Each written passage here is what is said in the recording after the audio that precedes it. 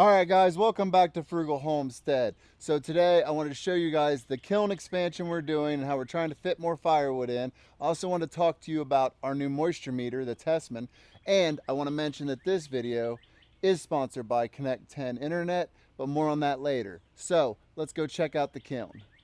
So for those of you who don't know, this is our wood burner building. It has a add-on furnace type wood burner inside. We blow forced air into the main house to heat the house.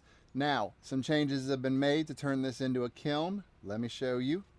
It will be loud because the fan is on. Please excuse the mess, but we are expanding. So, this side is completely full.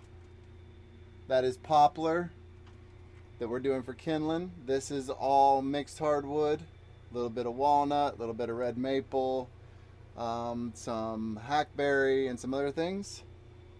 And then this is our standard fuel, just old punky wood that we're throwing in there to burn. And this is slash from the splitter we're burning. Our add-on furnace, the Daka. Always trying to keep this thing going. And as you can see, she's just cooking along. Now what you'll see here is there's a pipe there that used to go here. They're all unhooked now. Same with the heat up there. We just unhooked the pipe and we're letting the heat hit the air here. Now over here is the expansion. So we have the whole top shelf here full of mulberry, red maple, and some hackberry. And then here is a bunch of hackberry and mulberry. And then behind that is a whole bunch of hickory mix that's been in there for probably 15 days. That's going to take forever, especially because it's down by the ground where it's not as hot. Now you can see that this is just a firewood rack that we propped up about 2 foot off the ground, because anything below about 2 foot, it doesn't get very hot. So by propping this rack up, it's more in the heat zone. But you can clearly see how much more wood we can get in here now. And we could go higher, but this is the wood that we had at the moment coming off the back of the truck. Now I do plan on filling this in with wood to be dried and building another rack here. Same thing, 2 foot off the ground. And under that 2 foot, putting burn wood that we're gonna actually burn in the wood burner in here. Because it does help just to even be down there to draw some moisture out. Now, when we look at where we're at now in the cycle, it's 55% humidity and only 79 degrees in here. That's because I didn't get up and fill it last night, so the temperature dropped. But 55% humidity is because this stuff's only been in here for about a day and a half. Now, realistically, this stuff's probably gonna have to be in here 7 to 10 days, depending on how hot I get it. Honestly, this wood was super wet, right off the log, just cut down, split, done. So very, very wet. Now I got some walnut and stuff over in this mix and red maple that are cracking out real bad now because they had actually been stacked up outside for about a month. So they had a jump start. They'll be coming out soon. I'm gonna burn up all this slash stuff here and really try and cook this stuff hard and fast, because I need some more to mix in with the cherry and the other things that I'm putting into my mixed hardwood bags. So I need to get caught up and get this stuff dry.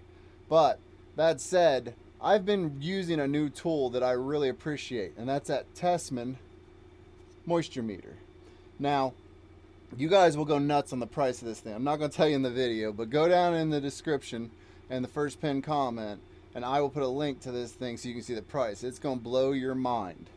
But let me talk about this thing and show you some stuff about it. Alright guys, so this unit is small and simple to use. All you do is pop the cap off, and it's got replaceable pins. That's the first thing I like about it. A lot of these cheaper ones don't have replaceable pins. Now, you have a mode button and you have a power button. So turn power on, and then you want to set it to mode 2 if you're doing firewood. Now, what I can tell you about this, and one of the main reasons why I like it, is all of my other moisture meters do not light up. This thing lights up based upon what you're doing with it. Now, when I go to a job site, like I'm going to deliver wood to somebody, a lot of times it's nighttime. And it really sucks to try and stand in front of your headlight and show them a moisture test of the wood you're delivering. It just looks very unprofessional. So being able to just roll up and do that is great. Now, the fact that it's pen structured like this, it sounds stupid, but I lose it less often. You know what I mean? Now, this is the TWM series, and I'm gonna tell you now, this thing is awesome. We use it for all kinds of different stuff: drywall, wood, our paper briquettes, but they've got good sized pins, and you just jam it in, and it'll come up and change color based upon how high the moisture content is. And it does a really good job of going in nice and deep and sticking in there and being able to see how much moisture content's in there. Now, the only thing that I'm not a fan of is you actually have to turn it off. And that's trivial, I know, but it bugs me. But with this thing, you know, simple to change, batteries just go in there. It's about as simple as it gets at an amazing price point that'll compete with any other small, low-cost moisture meter. It's accurate like you wouldn't believe. The pins go in nice and deep, so you can use it for like those oaks. If you're trying to check oak 1x boards, you'll know that that's a pain when the outside are hickory. Hickory firewood is a pain to get the pins to go in. I have found that if you set it on mode 2, it is the perfect balance of moisture content for all woods. Just as simple as that. You turn it on and push the mode button once and it goes to mode 2 right there. Now, the light at the nighttime actually sold me, but the other thing is, guys, I really do lose these things. I don't know how much I can say that. I think if you ask a lot of other creators, you'll hear them say the same thing. But with the pin thing here, when I get in the truck, I just hook it on something, like the cup holder edge, and that way I don't lose it. If I have it in my pocket, I always hook this on my pocket to remind me it's there. That way it never goes through the washer. But I gotta admit, it's really turned out to be a useful piece of equipment. As I said, I'll put the link down below and in the first comment if you guys are interested in this. So before we get into the future of kiln drying wood here at the Frugal Homestead, I think we better take a moment, pay some bills, and let's talk about Connecten Internet. So for those of you who don't know, Connecten is a wireless internet provider that uses all 3 of the top major networks in the USA. That means AT&T, T-Mobile, Verizon. So you have the ability to have the best service wherever you are. Now in our home, we use it to stream, we use it to upload our YouTube videos and do all the normal things you would do in your home. But Connecten doesn't stop there because they have amazing equipment and it's a low power draw. Why that matters? Well, because for one, we're taking our tiny house off grid here. So power does matter in our future buildup, which is one of the reasons we chose them. The other is that we travel a lot. We like to go out on the road. And when we're out on the road, a simple power inverter that plugs into your cigarette lighter, very, very low wattage, usually around $20, can be had that you plug the unit into, and as you're going down the road, you've got power. Now, not only that, but we like to go places that there is no power or that the internet is no good. For example, have you ever used internet in a campground? They're always terrible, especially at night when everybody's trying to use it. Why not bring your own? Can your home internet do that? And with plans starting at a simple $69 a month, how can you go wrong? Think about it. You're saying, oh, I have T-Mobile home internet or I have Verizon home internet for this price.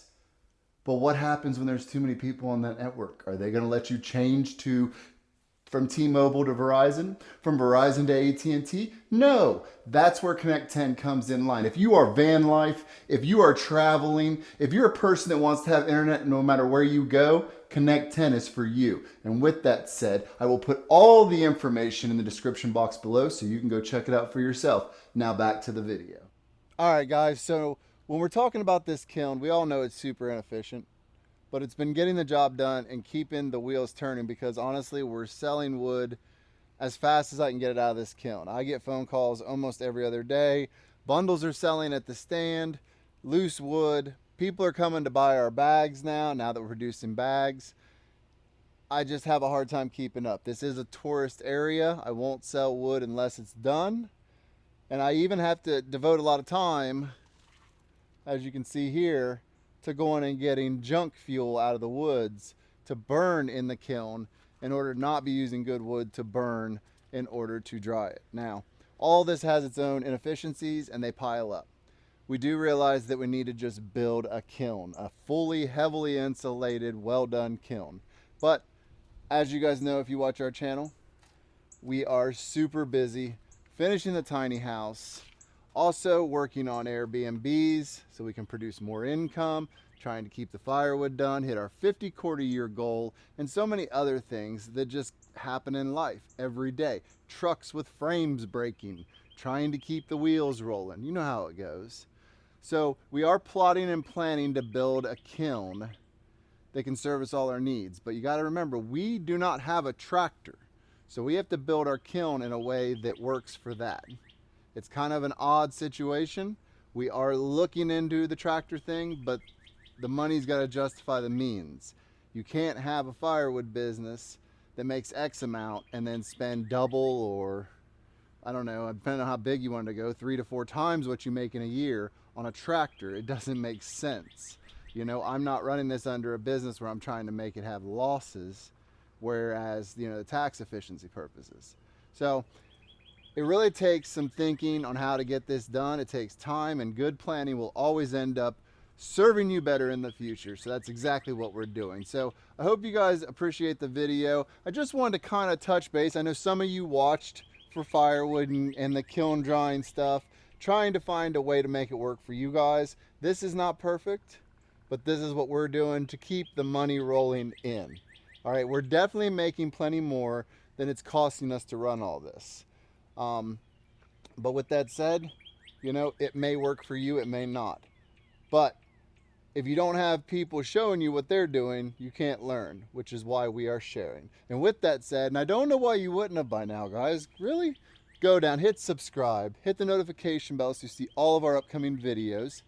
Make sure you give us a like.